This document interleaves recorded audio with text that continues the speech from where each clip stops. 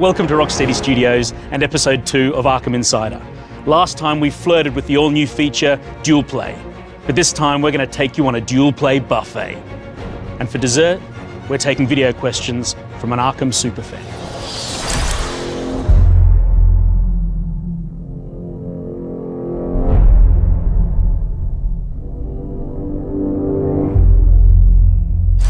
We are back on the world's most comfortable couch, and I'm joined here by Tim Hannigan, the lead AI programmer at Rocksteady Studios. Tim, how you doing? I'm doing great, thanks. How are you? Good. It's been a tough project, right? It has been a tough project, but we're nearly there. Close to the end. I can smell it. Smell the finish line. It's just around the corner. Now, we showed a little bit of Dual Play in the All Who Follow You trailer. I promised everyone an all-you-can-eat smorgasbord of Dual Play, and I'm hoping you're the chef who can take us there. Yeah, I shall do my best, thanks. Good man. Talk us through where we're at and what we're doing. So what we're seeing here is Batman and Nightwing. They're going to team up. They've been tracking down Penguin. He's got these weapon caches throughout the city. So he's got these locations. He's hiding weapons. He's stockpiling weapons. He's kind of supplying the weaponry to the other people in Gotham City. Okay.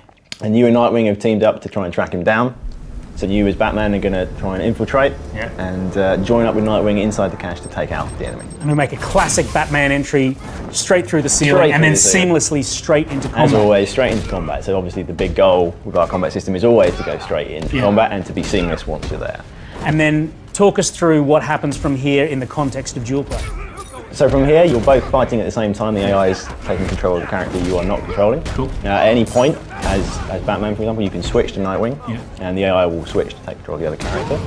If you're building your combo with Batman and you see that there's an enemy over by Nightwing you want to take out, you can switch to Nightwing, you'll keep your combo. If you've got your special charged up, you can instantly use your super combo takedown on that thug. Super combo takedown, and that's these sort of epic takedown moments where both characters team up for a complete KO on that thug. Yeah, if you build up your takedown meter by hitting the thugs, then when you've got enough charged up, you can execute that Dual Play takedown.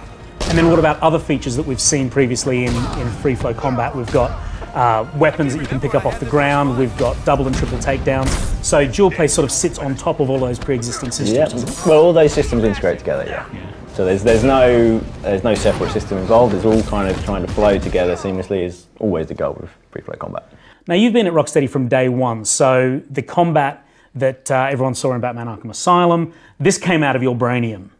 Yeah, I guess you could say that. I mean, obviously everything's a collaborative effort, so you know, working heavily with Sefton, working heavily with everyone on the team who's got input into how they want the game to progress and how they want the combat to feel. So. And how does it feel for you, having sort of been there and been so critical in the creation of this? Now it seems like such an expansive new combat system that it's incredible to think of where it came from and now where it's gone to. Yeah, I mean, it is pretty incredible to see where it's come to from those beginnings back on Arkham Asylum. I mean, I remember the prototype days, and it was 2D combat. It was all sorts of different things in the early days, but now to see where it's come, and it's all because of the input we've had from the team and the ideas we've had and the ways we've been able to progress it. Due to the success of the previous games, it really allowed us to push it to this final. So Batman and Nightwing completely clearing house. It's an epic looking fight. The number of enemies that we've got in combat just seems to be almost out of control. We've definitely had to up the count this time to account for the fact that there's 2 heroes in the room. Makes perfect sense. Tim, I think Dual Play is going to be one of those features that people go crazy for when they get their hands on Batman Arkham Knight. You have done an awesome job with this, but I know you're busy. You've got to get back to it, right? I do indeed. Thanks for your time. No problem. Tim Hannigan. Hey, what's up you guys, it's CabooseXBL. You know that I've been covering Batman Arkham Knight on my channel for over a year now, and with 2 months to go, I've got some questions to ask. It seems Scarecrow has gotten Gotham City to evacuate in Batman Arkham Knight. What will be going on in the city to make it still feel filled with stuff to do 24/7? The streets of Gotham City are jam-packed with action. We've developed an emergent rioting system which sees all of the thugs of various factions ripping up the streets of Gotham, and Batman can get involved in that anytime he wants. On top of that, we've got the military forces loyal to the Arkham Knight. They are spreading their presence throughout the streets as the game progresses. We're talking tanks, we're talking mobile infantry, we're talking airborne drones. There's also members of the emergency services in peril, and they need Batman's help. And then on top of all of that, we've got the Riddler with his ever-present threat.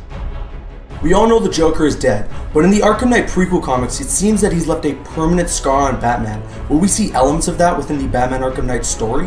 The death of the Joker at the end of Batman Arkham City had a massive impact on Batman and the entirety of Gotham City. The chaos that Joker represented is no longer there, and that has allowed the Scarecrow to unify all of the forces of the Rogues Gallery, and that spells bad news for the Dark Knight. Besides the Batmobile, of course, what would you say was the most fun and most challenging new feature to create in Batman Arkham Knight? Building out the entirety of Gotham City in immense detail, I think, has probably been the biggest technical and creative challenge for everybody here at Rocksteady. Seeing the Gotham City that we've built come to life has been incredibly fun and so satisfying. But for me personally, I think the dual play features in the game are absolutely incredible. Teaming up with Catwoman for a dual play takedown, nothing beats that. It seems the Riddler is at it again in Batman Arkham Knight. One thing we all love to hate are those challenging puzzles to get the Riddler trophies. How hard are they this time around? If it's bright green and it's got a flashing question mark above it, you can bet your batarang it's going to be tough. The Riddler's back and he is challenging Batman like he never has before. As a team, we've challenged ourselves to come up with some of the toughest riddles we can possibly think of. But we're not sending you out alone. The Riddler informants are also back, but this time it ain't going to be so easy to squeeze that precious intel out of them. Thank you so much for answering all the questions, and if you want to know where to find me, just search CabooseXBL on YouTube or shine that bat signal up in the sky. See you guys later. If you've got any questions for us at Rocksteady, send them in and we'll answer as many of them as we can. That's it for this episode of Arkham Insider. We'll see you next time. And don't forget, be the Batman.